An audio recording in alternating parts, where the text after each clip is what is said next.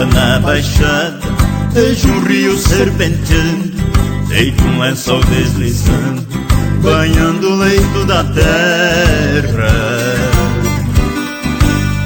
Rios de água transparente e cristalina brotam nas pequenas minas que nascem no pé da serra.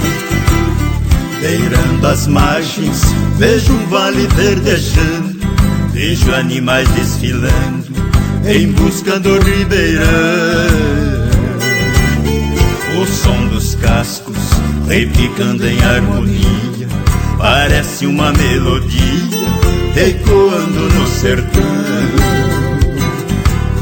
Lá na chapada a chuva chega mais cedo, é tempo do sertanejo iniciar a plantação. O solo fértil segue as leis da natureza, sementes geram riquezas, brotando os frutos do chão.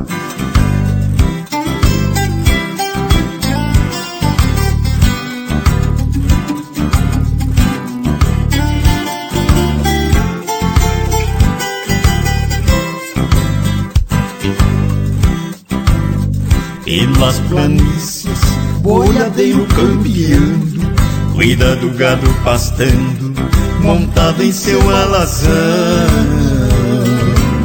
Som de berrante anuncia a retirada, é sinal que a boiada vai voltar pro mangueirão. Na capelinha da entrada da fazenda, os fiéis faziam oferendas na hora da Ave Maria, agradecidos ao Senhor por sua obra. Lá na torre os sinos dobram, anunciando o fim do dia. O sol se esconde e o bando de passarinhos, revoando sobre os ninhos, voltam pra se abrigar.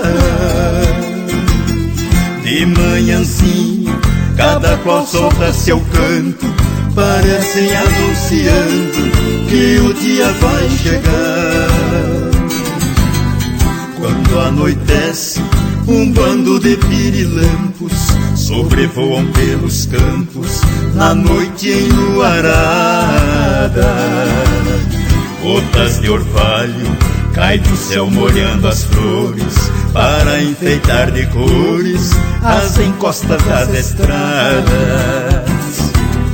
Tanta beleza, passo horas contemplando, como um filme revelando na tela dos olhos meus. E nessas horas que observo a natureza, aumenta minha certeza de viver perto de Deus.